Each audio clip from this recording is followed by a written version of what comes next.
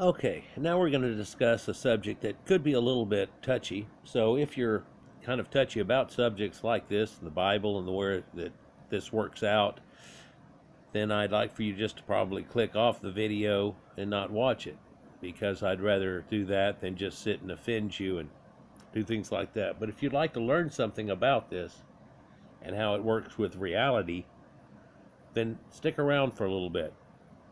This is going to be a multi-parter. Every successive part will be in your top left-hand corner at the end of each section, and it'll go through multi-parts until the very end, and then the one that is in the top left-hand corner will take you back to the first one in the original. What we're going to be discussing here is Noah and his 3 kids. There are a few different creation mythos that are blended into the Bible, and this is one of them. For regardless of what had gone on before, this moment kind of wipes that slate clean in a way, and it goes on from there. A lot of people wonder what's up with this story. The fact that you easily know that you can't fit all the animals in a zoo, much less on the planet, into a boat, pardon me, of this size, or even an aircraft carrier. There were some people years ago hooked up with the Navy in logistics with an aircraft carrier, and they know how much they can hold and make their giant city that they have that's onto it. And they were trying to figure out if they could do it on the aircraft carrier just for the hell of it. And they got past the larger animals and were to capacity, having not figured in any of the animals the size of a dog or smaller that are on the planet, much less any insects, fish if you want to figure them in, or anything else. It's not really the point of this video. This is more to show you the way the things worked and worked out over time, in correlation perhaps to what it says in the book.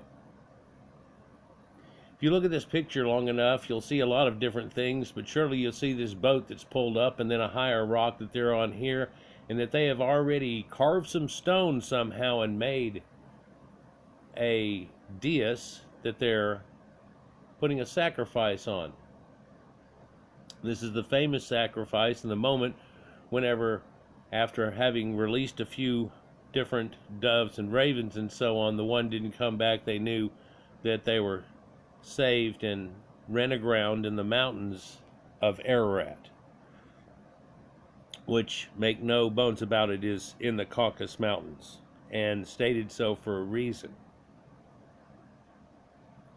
One would think if somebody is down in what we know of as the Sumerian area, that if a great flood happened, evacuating all of the water from up above it to where it couldn't handle it below and created a great flood, local pretty much, which is what happened in Sumeria that led to this story, that no matter what kind of boat or anything you had, it would wash you out to sea through the Gulf and Delta.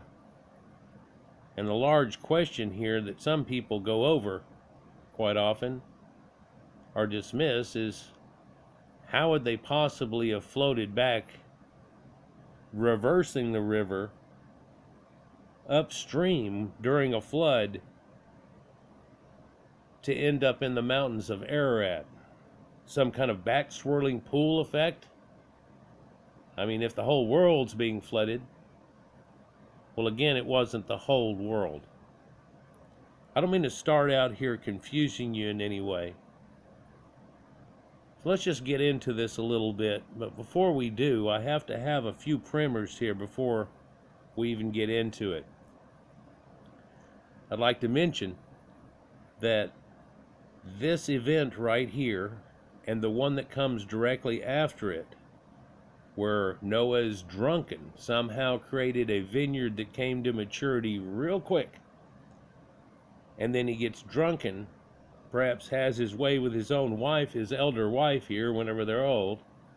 Kind of to think about, but regardless of that, that moment here where everybody wonders what goes on and what's the deal with Ham and everything, and then his son Canaan, or fourth son for some reason, Canaan, gets admonished for this situation and actually cursed, is actually playing out the Titanomachy of the ancient Greeks. And whenever the idea that Uranus became castrated and so on, and Saturn and the things that came out of that was supposed to have been portrayed in this moment. In fact, quite a lot of the Bible is done in a direct effort to take things that were taken in elder time and said that they were done by gods, who I've shown you before are people that are deified in the first place, and turn it back into the people, actually somewhat misassociating perhaps what actually happened in the first place in an effort to kind of conglomerate some of the histories of what had happened in ancient times to these people as one event and one group of people that all stem from a small people. Just like whenever you have Adam and Eve, and then it all comes from there, and then later all this crap happens, and then you have this event where two people, Caucasians, who are said that they're to be perfect in their generations, go with their children and their wives, and this was supposed to repopulate, well, the way we look at it now, all of humanity. In some strange way, these three kids that came out of these two people are supposed to be somewhat different ethnic groups, and the guy that's going to show this, that I'm going to read off here in a moment, is going to look on things from that point of view. Make no bones about it, that was an attempt of an idea in the first place, that there are Caucasians here, but there are groups that are different over time, and there's a Mediterranean type group that's here, and more of a Middle Eastern people, and then there's that northern type people and the Scythians and all those guys that are somewhat different in their base stock. We still have that today with somebody would think of like Arabic type people and so on, then people like Russia and people like Europe. So you can get that same flavor, but it tried to incorporate this idea into one. Logic, having a decent any sense of the way that it would work, would tell you that these two people that had these three children, regardless of their wives' lineages, would still bring apart the same people.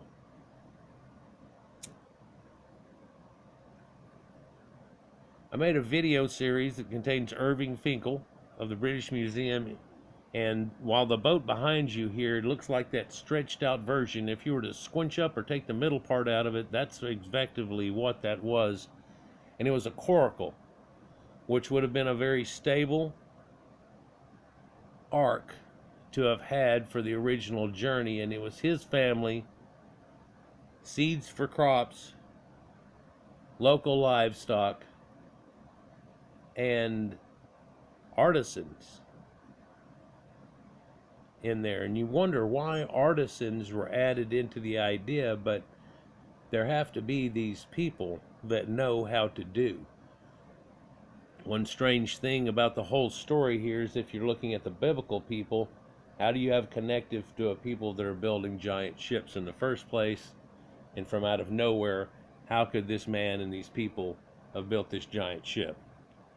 And they show that in some movies and things like that, but we have to suspend that idea and get on past that for a moment to the concepts that are relayed out of that. So these people ran aground like Gilligan's Island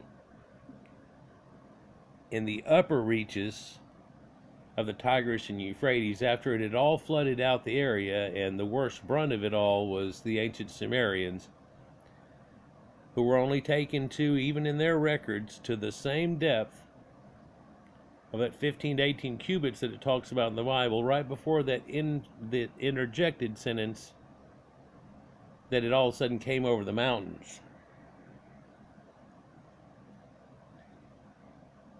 Because there are people around the world, hundreds of variances of this same type of story, but in its gist, a group of people that become a small group that usually get told and known about a flood and do a preparedness for it. Quite often, like this, is looked at as being something foolish by the other people that didn't exist, passed on through it. And these were the ones that linger on. The ones that had listened to God. Oh, there's a key point. Got to do this. Now you see there's a rainbow arcing this in the background. In fact, it's a double rainbow. Oh, I'm going to cry. But there's something to do with that double rainbow, because this has happened multiple times. If you're really honestly looking for something that had done something like this, and how those people somehow ended up in the Caucasus Mountain Ararat Range area, which Sumerians talked about the lords of Arata, and that is the exact same thing. The people of ancient times that had come down and done such things. Then what you'd be looking at is something after the Younger Dryas event that we talk about quite often on the channel, and the flooding out of the Black Sea and turning from in fresh water to salt whenever it connected to the Mediterranean through the Bosphorus, and all of those people leaving out. So a lot of people believe that that's a concept of Atlantis too, where there's this place that's all swollen under. I've got another video about another land, just like Doggerland and others that are disappeared now, that is their version. And like you hear about, well, it's the so-and-so Stonehenge. Well, this is their Welsh Atlantis, if you will, in another video. But that's coming up. I feel like I'm wasting a lot of time and not getting anywhere yet, even into this story. But I feel like I have to put a decent primer before this so you can understand the concepts we're about to go into. And there's one thing that's important that I didn't go into yet, and I've forgotten to say it, but we'll get there. You can see these three boys on the left and three girls on the right, and on the either side of the dais here, Noah and his wife.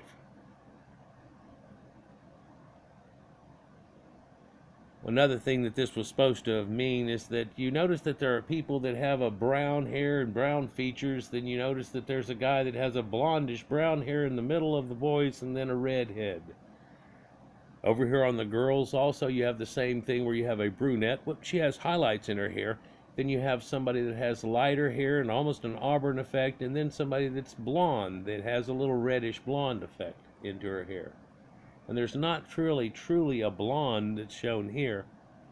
But if you look in the ancient records, Noah was said to have been somebody that had blonde hair, and maybe not a brassy blonde hair, but maybe that blonde hair that is very much like, Greg Norman, the golfer.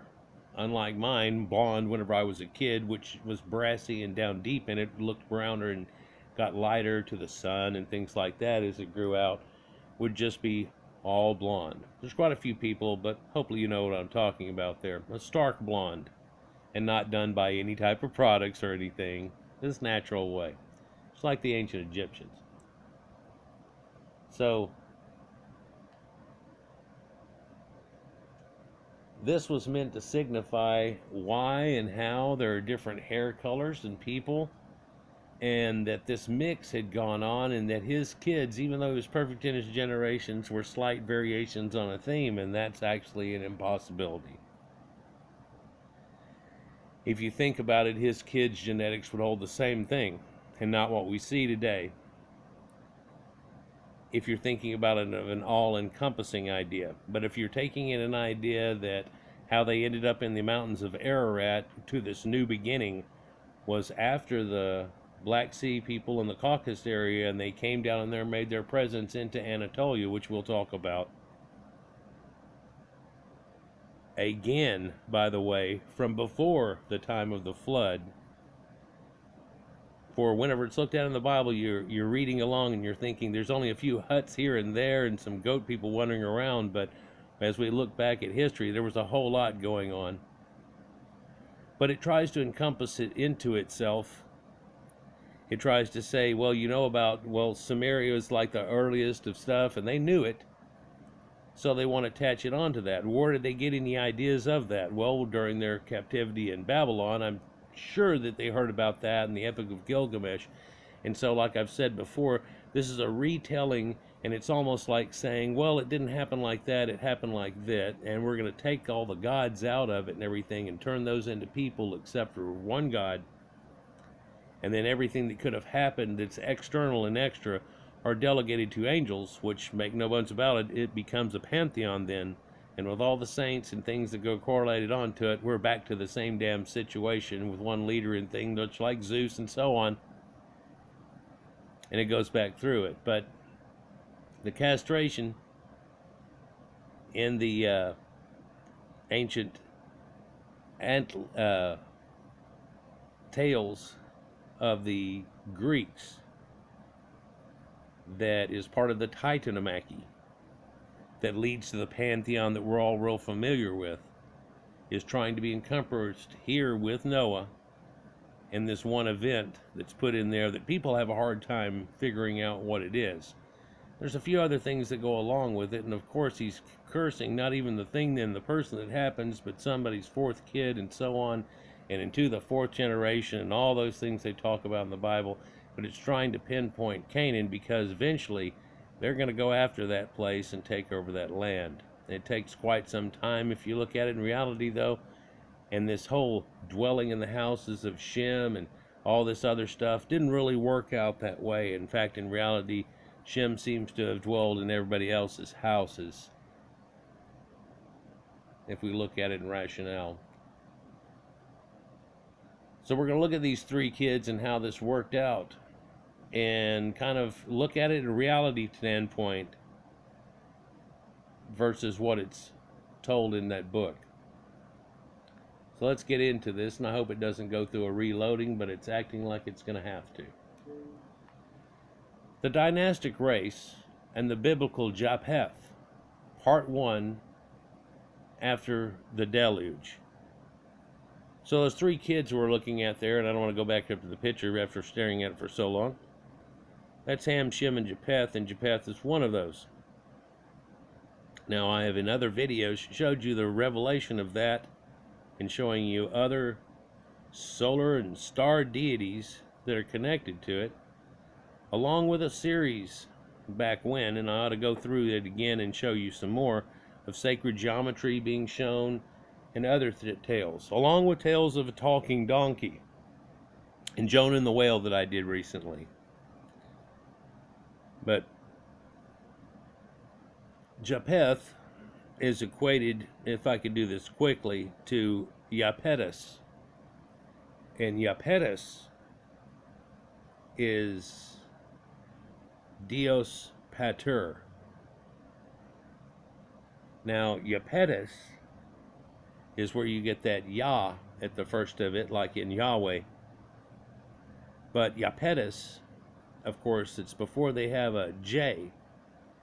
But there's a J sound made with a D too, done in linguistics.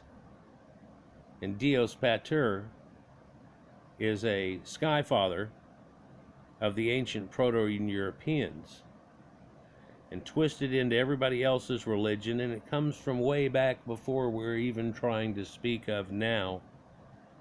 Even whenever we think of the ancient Sumerians, it comes before that and has come down in time, and that's the reason there are so many connections that I can make over and over again with this person is in the same place doing the same thing, slightly different names, like Inanna and Diana, which is Dios Anna, or Dia Anna. And it's the same thing. It's the same person. Has the same connections. She's a goddess of love and becomes a goddess of war. 20 minutes into it, and I haven't read a single bit of this, but hopefully I've imparted some information and gave it enough primer to at least begin with, for each little part has connections.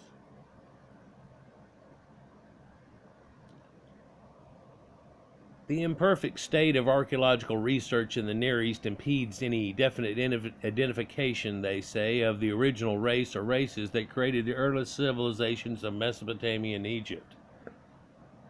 That's not so. They were blue-eyed Caucasian people, what you would think of as a Japhethite. Let's get into it. According to Gordon Child, however, the predominant racial element in the earliest graves in the region from Elam to the Danube is the Mediterranean. So we may presume that these early cultures were founded by the genius of that broad racial group, and the dialocephalic Mediterranean, or a brown race, may thus have constituted the earliest strata of populations of Asia, Egypt, and Europe. Well, now we found through genetics that that concept that he's speaking of might be a little more true. But let me just say this, that whenever the Egyptians and Sumerians said, we rule over the black-headed people, people go, well, they'll see, then they were black-headed people. And you go, no. One has to hearken to the question, well, if they rule over the black-headed people, what color is their hair? Because they demarcated it right then, right there in that statement. Yes, people try to go the other way with that sometimes. Let's use that in a context that you may have seen recently in my videos. Something you can do very easily for yourself and still find to this day, if it hasn't been changed due to feelings, is that go look at Wiki and look at hair or hair types, and you'll go to hair and you'll go to that and it'll tell you that it's been redone now and they're looking at it different rather than the actual hair types they had before, and they don't want to get so racial about it, and they just want to talk about fuzzy all the way down to straight hair and variations in between. But the one variation that they show for curly hair, like talked about Herodotus and stuff and how the Egyptians had curly hair, are long blonde curly hair, and it looks like Farrah Fawcett's hair, and there are reddish and blonde hairdos that are right there. In fact, some of those are actually a scalp and not a wig that they're showing there, and they tell you that right there that the scalp that they find there was attached to a lady who over that was wearing a black wig. So when you see a lot of those black wigs, they quite often were over different colors of hair. Like you might today see a lot of people wearing blonde type of hair, trying to hearken towards another people. Back then, to be one of the people, it was a trend to do it in that way. So I don't know why they choose some of these pictures that they do, but here we are looking at what they talk about is their Mediterranean or brown type people. And we're talking about a people that might have a slightly more olive skin and brown tone. Let me say this openly as one part of the Caucasian race. It's not really about skin color in the first place, and you try to make it all about it. When you try to say cheddar man's the color of mahogany and stuff, it gets real disgusting. Caucasians don't care if they were browner before, or if this element that supposedly is of the Swedish or Nordic stock has this ochre gene in them that makes them even have lighter hair or prone to having lighter colored eyes or different colored eyes in situations. We realize these are all Caucasians we're looking at and talking about, and they're actually encompassed pretty much in that 12 tribes situation that goes along with that Bible, if we went with that concept as opposed to a single. This guy on the left looks like Dwayne, a guy that I knew growing up in Texas. Could play baseball like a son of a bitch, and I heard that he went to AA. I don't know where happened to, but he looks very much like that guy. The guy on the right, though, has a little bit of a gaucho look, and I think that's really from his style of mustache and the fact that he's got a neckerchief around his neck. If we were to perhaps make him where he has a Magnum PI type of mustache. All of a sudden, he changes a little bit different here. And so you might think of the person on the right. If I was to tell you right now, the person on the right is a dude from Castilian Spain area, and the guy on the left is a man from Poland, you'd probably go with that also. But and we're talking about a Mediterranean type looking people in these olive skin, and whenever we talk about that, we're talking about people that are like the Basques. Well, they still have that heritage there. We're also talking about people like a Mona Lisa, people like that, a lot of the people that are around the Mediterranean. But whenever we talk about ruling over the dark-haired people, there might have been a different people involved. It came down at a certain time, which the Bible portrays and says this is when a new beginning happened for these people in this area. And this is how all that happened. It kind of leaves out a important point, but if you're part of that important point, sometimes you just easily catch on to the idea of what happened. Perhaps looking at some artwork and things could clarify this for you. So, let's talk about Genesis as a genealogical resource. Given the difficulty of descrying the racial identities of peoples related to the early cultures of the Near East, we may attempt to derive a fuller view of their affiliations by resorting to sacred and mythological texts. In this regard, the biblical table of nations in Genesis 10:11 is of considerable value. Genesis 10:11 gives us Shem, Ham, and Japheth as the three sons of Noah. Genesis 11:2 also mentions that Shem, Ham, and Japheth originally lived together and journeyed from the east, presumably an area like Elam or leading into India. They came from the east to dwell in Shinar or Sumer. The Semitic, Hamitic, and Japethitic peoples mentioned in the Bible are thus all closely related as part of the original Noachidian race. Now, if we want to put it as that, but so this concept is these people all came from that, and you get all the different forms of Caucasian out of one boat from one set of ancestors, and it doesn't work that way.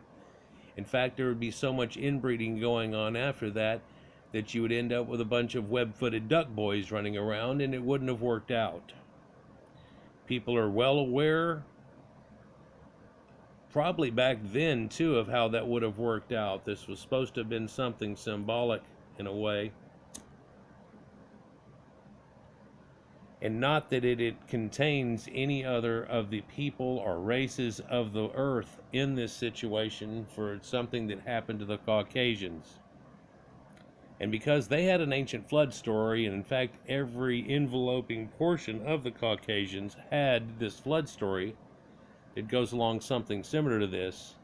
They incorporated it into the Bible, but again, this is a Sumerian story about Utnapishtim. He was pretty much the original Noah. But to say that, well, they must have been closely related is kind of getting vague. And closely related as far as being brothers and sisters of each one and cousins and stuff, and you go to a family reunion and you're not going to see variations unless somebody's married into that part of the family in some way that is another race or some affiliation, and that wouldn't have been going on at this point, and it's not trying to be either. But in a modern day, you'll find that trying to be pushed. In fact, so much more that somehow these people became different races of people, and that's incorrect. According to the Table of Nations in Genesis 10:22, the earliest Semites were located in Elam area in western Iran and contributed to the neighboring Assyrian state as well as to the formation of Armenian and Hebrew races. The Elamite language, however, is unlike Semitic, agglutinative, and bears similarities to the Hurrian and Dravidian languages. By Dravidian, when we talk about that, we're saying like Sanskrit and people out of India, but we're actually talking about an Aryan linguistics that's been put into them, or that they have acquired. F. Bork and G.W. Brown, for instance, have revealed the intimate linguistic relationships between the Hurrians or the people of ancient Anatolia that we just talked about recently, and I put a video series about, along with its Mitanni dialect, that we've talked about the Mitanni quite often, Elamite, and Dravidian. In this context, we may recall that according to the Bhagavata Purana, the survivor of the flood, Manu, the counterpart of Noah, is himself called Satyravata, or king of Dravidia. One wonders if that Satyravata has something to do with Saturday, which actually comes from Saturn. You see, because while we talked about Uranus and the Titamaki there, when we talk about Jacob, which comes up close, and he's over here in this list, and his 12 that comes off of that, that's really based on the zodiacal idea, and of course on the Sumerian numbers, numerical system, and so on, that his name gets changed. And Jacob becomes Israel after fighting with God all night, like God couldn't whoop your ass. How does that all work out? Well, let's just get past that and tell you that Israel is the ancient Phoenician name for that star, and that wandering star, which is what planets mean. So the planet that we currently call Saturn. Show them that in other videos. Here we can see this Noah's family and how it spreads into Japheth, Ham, and Shem here. It's a little bit small, but if we look on this side of it here, we can see that under Japheth, there's Gomer and Ashkenaz, which people think of as being these people, actually is a son of this, and for a reason. Now we also have Magog here, which is working with the Magi, an Upper Iranian type of people, the ones that were running it back then. And then the next one over is Madai, that's the Medes.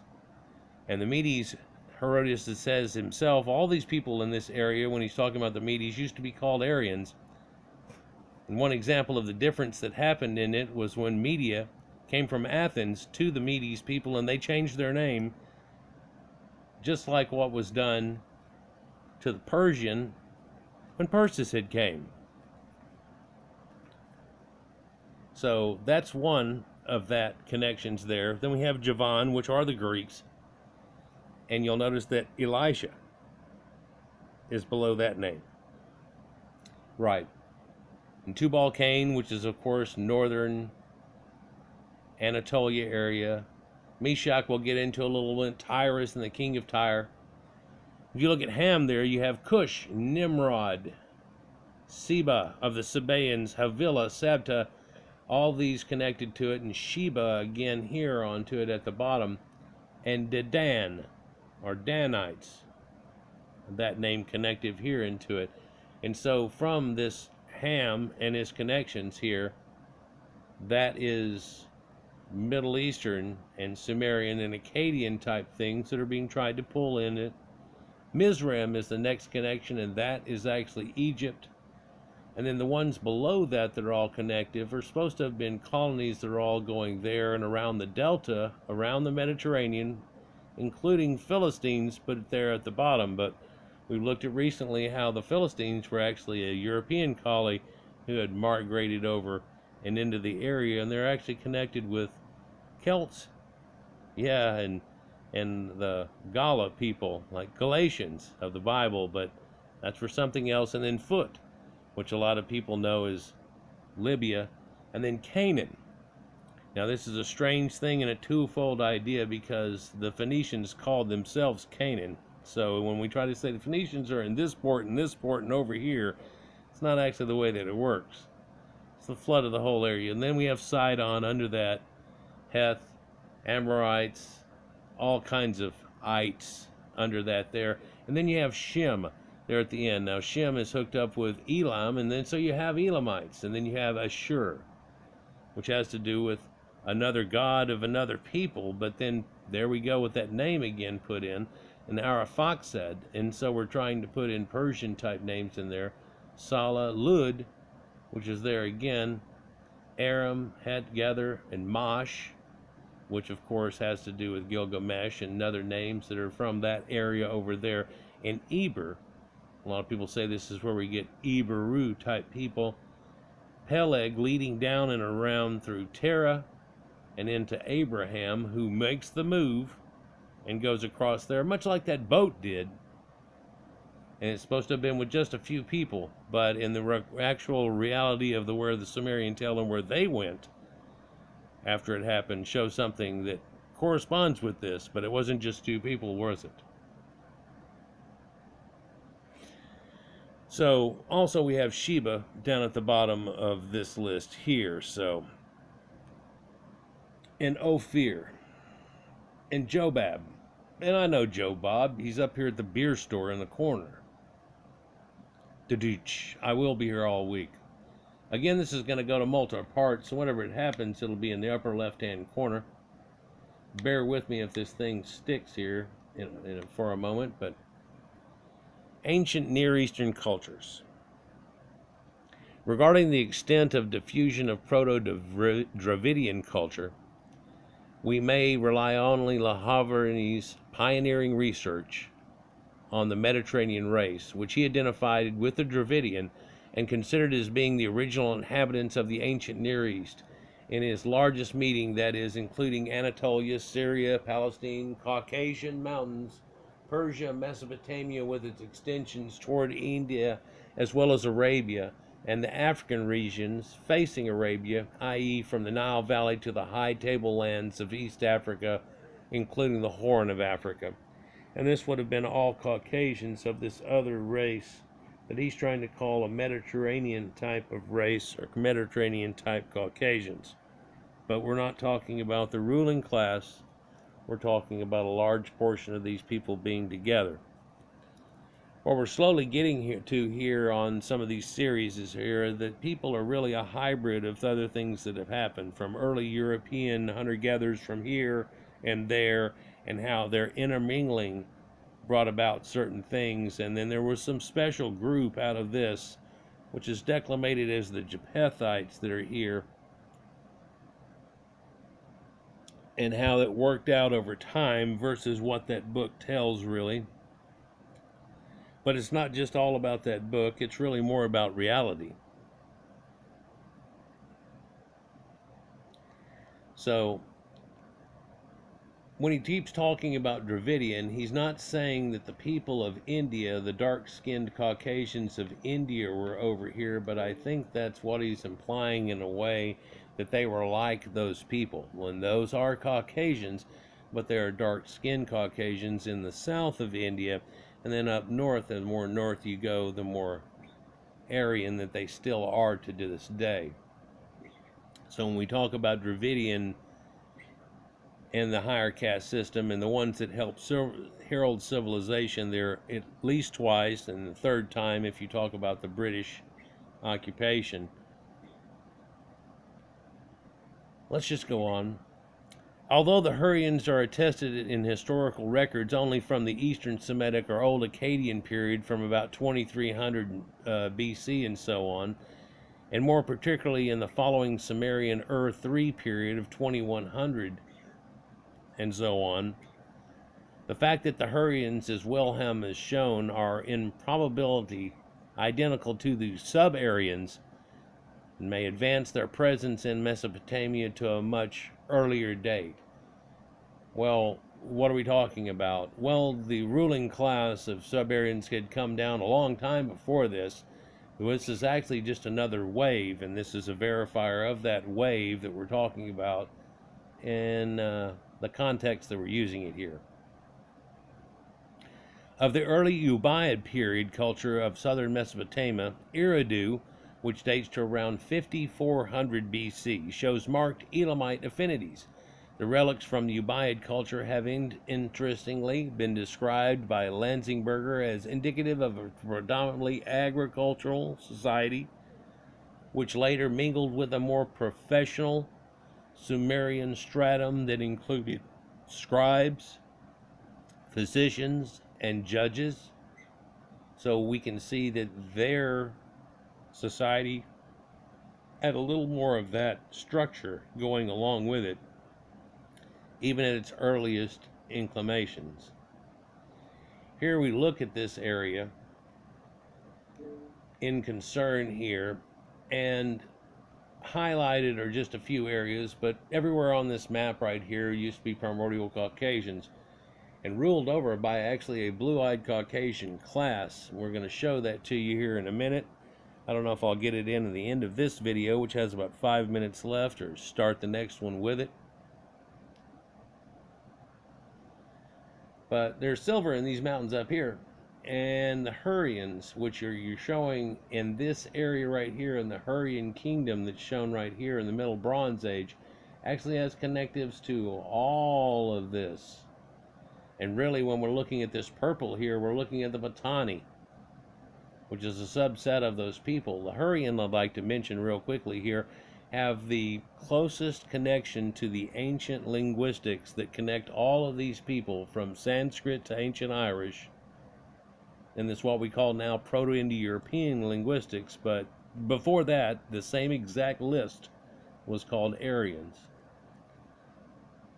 And if you look at Hurrian, it's kind of based on it. In fact, Iran itself is based on that name. So the demographics have changed a little bit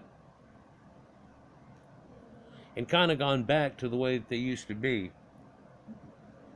But that in some way was always a little bit of a plan there. For it seems like during the colonization of these people, when they come in, what they're doing is they're heralding civilization. And then once they've got it, like letting a kid go on a bike, the training wheel's well off, they back off that situation, and now they're real viable to trade with and things, and it all works together in one.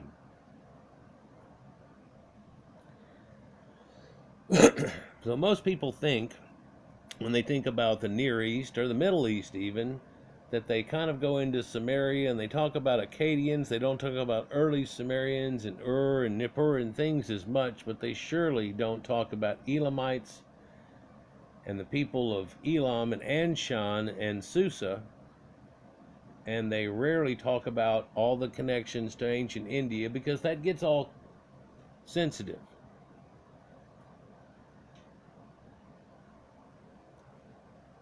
The Sub-Aryans were traditionally identified as northern highland people, though they may have moved south to Elam as well. And according to Spicer, original name of Kuara near Eridu in the early dynasty of Uruk, 2900 BC, Ha'a may also be of Sub-Aryan or Proto-Hurrian origin. The very term Sub-Ari, containing Aryan idea, more precisely Suari, is related to Suvalayat and Surivaya, or Surya, which is also the Hittite, but as well the Indic name of the sun god.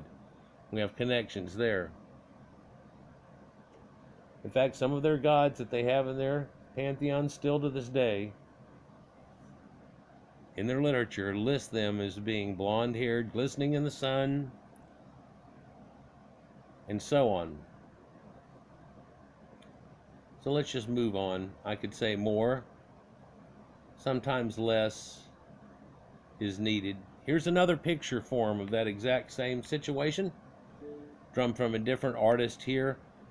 But again, we have the three males and the sacrificing that's going on here of the animals. Now, you know, you can think of 100 different things, but as they let loose the animals, how the hell do they get back across the seas and oceans and everything? And well, if you're up there in Ararat, how did giraffes get all the way back in Africa? Well, they just knew how to walk, just like they just knew how to walk all the way to where a boat was somehow, right?